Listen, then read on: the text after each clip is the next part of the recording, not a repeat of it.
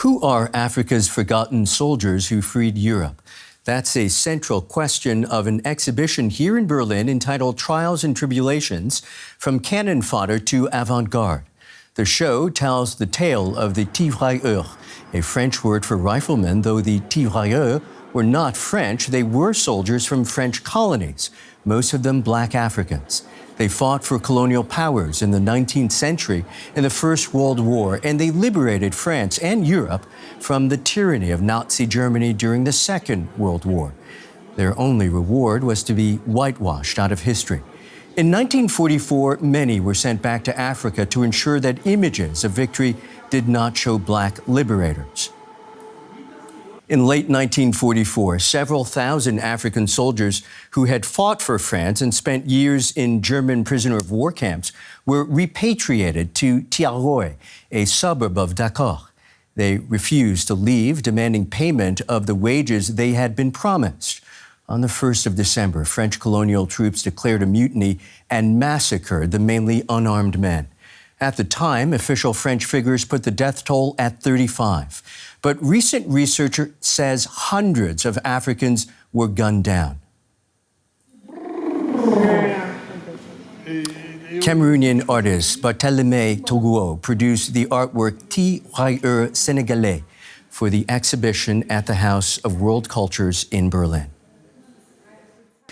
I am creating this canvas to call on international opinion to become aware of the tragedy that took place at Thiaroye.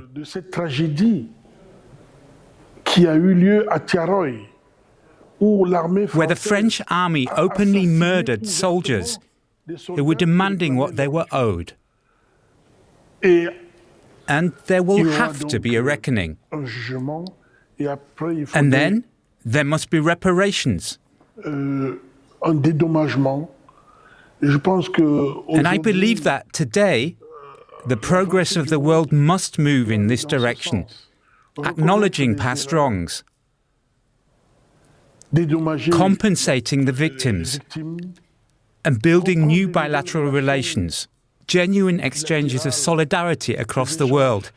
I believe we must start again on that kind of foundation. I'd like to welcome now Dr. Bonaventure Ndikung, Director and Chief Curator, House of World Cultures in Berlin. It's really good to have you here, Professor. Thank you. Thank you for having me. You know, I grew up in Africa, Europe, mainly in the United States, and watched movies about World War II. I never saw any African faces, and it strikes me now as we're talking that there may be many people watching us who had no idea that Africans played a vital role in World War II. And I wonder whether that's partly why you decided to stage this exhibition. You're completely right. Africans played an important role, not only in World War II, but in World War I as well, and even some wars before that, because the contract for the Tirailleurs was signed in 1857. So from then on, the French and many other European countries, started taking young men and women from the African continent to come fight their wars. So Professor David Olusoga said, the First World War was the most multicultural event that happened on European soil. So there were that much people, but not only Africans, people from Southern America, from North America, African Americans, indigenous people from Canada and beyond, and a lot of people from India and from Vietnam and so on and so forth. So they played a very important role in the liberation of Europe, especially during the Second World War. And yet this is not common knowledge. Far from it. Unfortunately, because I would say for several reasons, one of them being that history, as it is taught, has decided to omit this part played by the African soldiers or the Tirailleurs at large, and that's why we're doing this exhibition, to try to de-erase the presence of these people, and to think of their contributions, and the focus being, who are the people that liberated Europe? The story has been told. We know of the D-Day, we know of the Americans, we know of the Allied forces coming into Europe, and fighting against the Germans in the Second World War. But what a lot of people do not know about is that from day one, from the very first day, you had, the Tirailleurs at the forefront.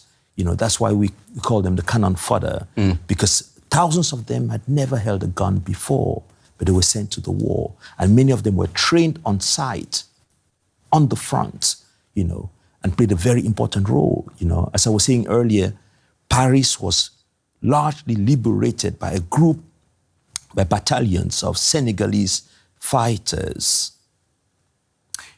Many of our viewers across Africa have a grandfather, a granduncle, someone who fought in that war. But the family story stops there because when these men came home, they were different, or they didn't come home at all. What does this exhibition provide for someone with that kind of family silence? It is very interesting. Many of the artists in the show found out in the process of the research that their grandparents or great-grandparents were Tirailleurs. Oh, my goodness. An artist like Nadia Kabilinke, she found out that people in her family, or Diotiam from Senegal, she actually did a work dedicated to her grandfather, who was a Tirailleur from Senegal in Germany, right?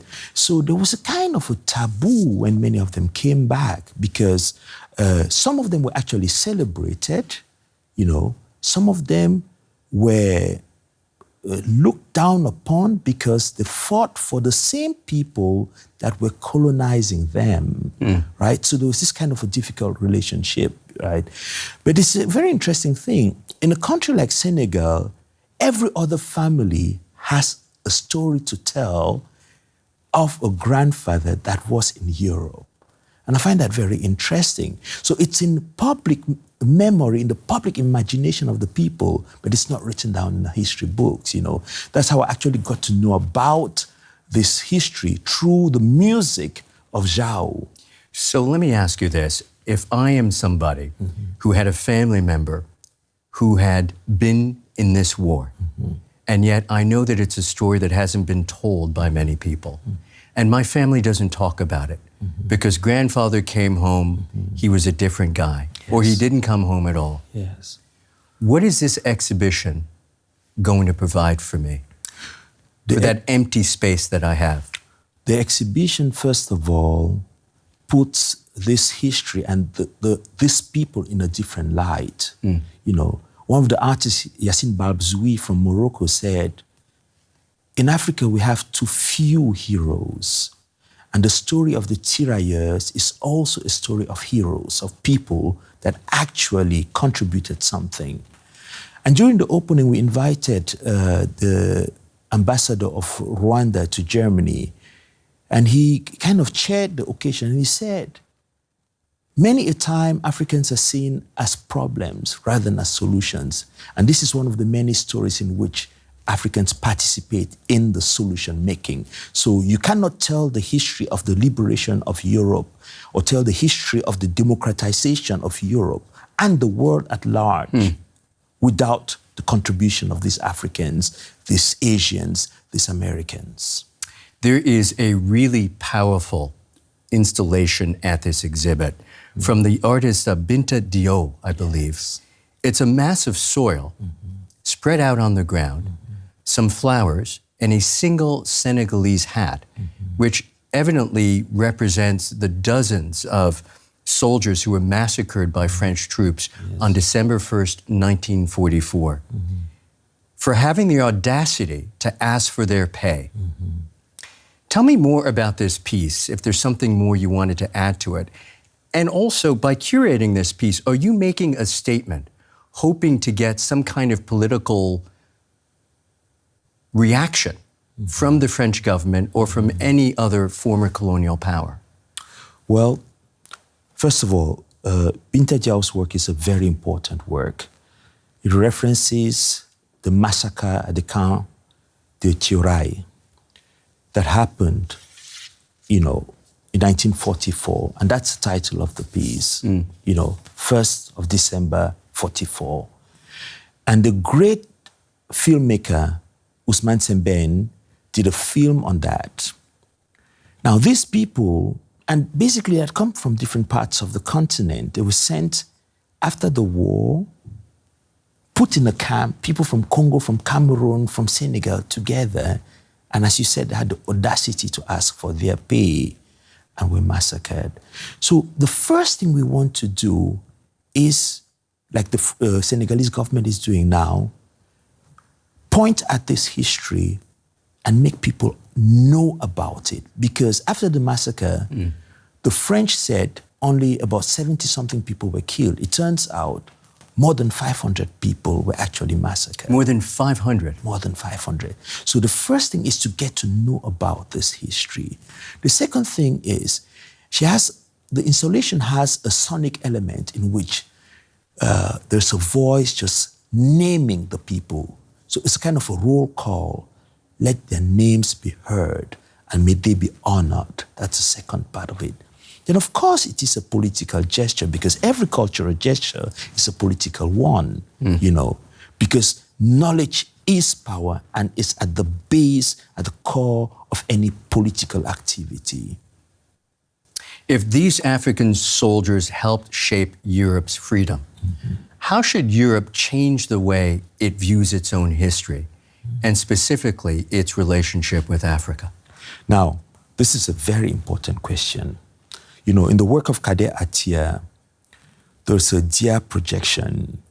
You see images of some of the tirailleurs from, say, 1935 or 1940, and then you see some images of migrants in France being deported.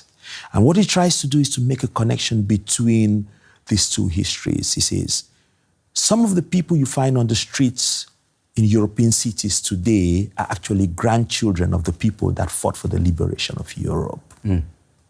So we need to treat these people also with dignity. The world is connected, right? So what we're trying to do is to point out that the history of Europe is entangled with the history of the African continent and vice versa, just like the history of Europe is entangled to the history of Asia and Latin America. Right? So millions of Indian soldiers that fought for the British, Britain wouldn't be free today without their support, right? So if one day we're actually to tell the real history of this part of the world, we would have to bring up these people. And if one day we had to give a medal and actually to compensate people, then these people also need compensation. And that is it. One day we'll also have to advocate for the payment of the people that lost their lives also for the liberation of Europe. Professor, we'll have to think of some excuse to have you back here. Dr. Bonaventure Ndikung. Thank you so much for having me. It's been a pleasure. Thank you. A great pleasure. Thank you.